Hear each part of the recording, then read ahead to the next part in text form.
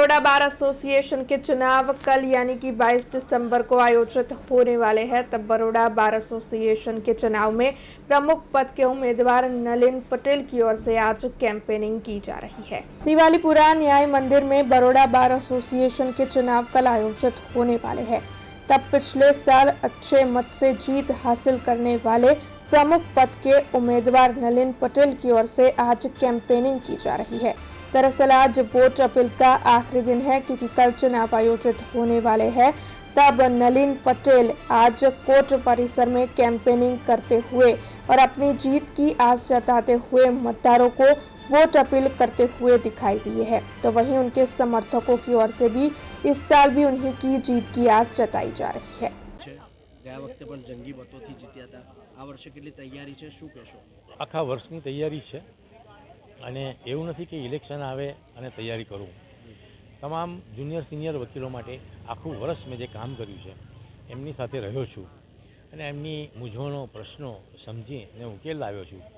એ તમામ વકીલો માટે જે મેં કામ કર્યું છે એટલે એવું નથી કે આ ઇલેક્શનના 2 દિવસમાં હું મહેનત કરું ને કોઈ મને મત આપી દેવું નથી.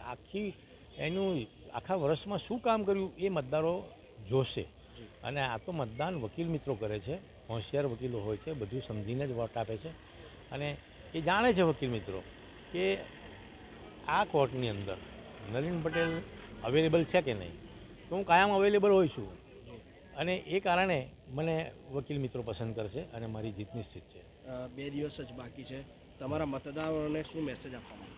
મારા મતદારોને એટલું જ કહીશ કે તમારે તમામ સિનિયર જુનિયર વકીલોના સહકારથી કોઈક સારું કામ કરવું હોય અને મારા સહકારથી તો મને તમારો સહકાર જોઈશે અને તમે મને 22મી તારીખે મને ખૂબ જ મતદાન કરી મારા ફેવરમાં મત આપી મને વિજયી બનાવો તો મને કામ કરવામાં પણ એટલી વધારે ઉત્સાહ જાગશે. કારણ કે શું છે કે અત્યારે આ જે વકીલ મિત્રો જે મતદાન કરી રહ્યા છે એ તમામ વકીલો સમજે છે કે ભાઈ કોણે કામ કર્યું અને કોણે નથી કર્યું.